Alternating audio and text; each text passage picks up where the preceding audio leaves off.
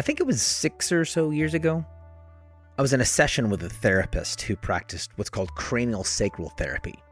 In short, it's a physical therapeutic discipline that attends to the alignment of the body between the cranium, my noggin, and the sacrum, which is pretty much my tailbone.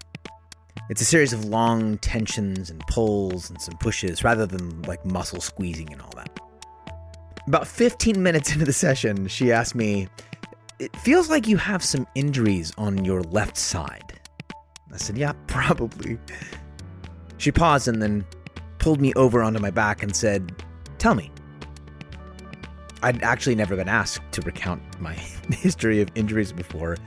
Regardless, I actually found myself able to recall all of them. The broken ankle, multiple sprained ankles, like 6 or 7 times. Hairline fracture, my tibia, ACL tear, I think I did that twice.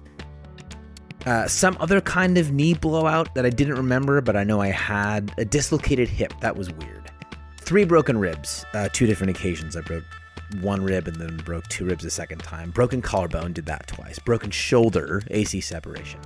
Broken wrist, twice, 2 different places. Hairline skull fracture, I know, 2 of those. And all of this on the left side of my body. She said, "That's a lot of trauma." And my brain immediately reacted with something like, "What? I don't have trauma. I just got hurt a few times." She took my wrists and folded them over my chest so that my arms were crossed beneath my chin, and then pressing down hard into my shoulder, she said, "Let's see what we can do. Close your eyes and take a deep breath." After 30 more minutes, I stood up and felt new.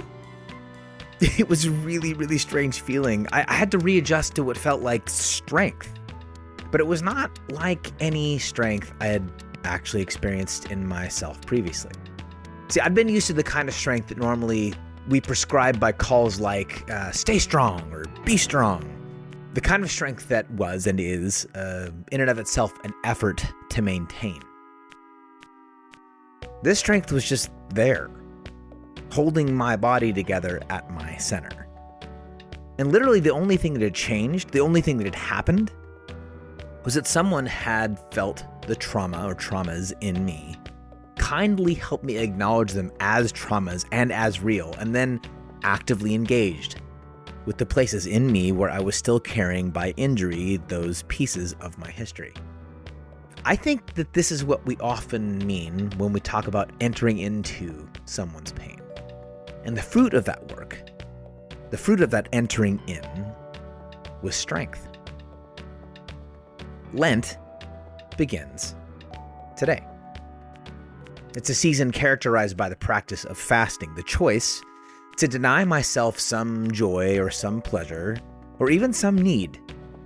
In short, it's a season marked by the decision to suffer, and along with the opportunity to practice that personal discipline in order to clarify my own life or connect with the divine, Lent is also an invitation to reach out to or reach into a world actually bound together by the shared experience of pain, and say something along the lines of, "That's a lot of trauma."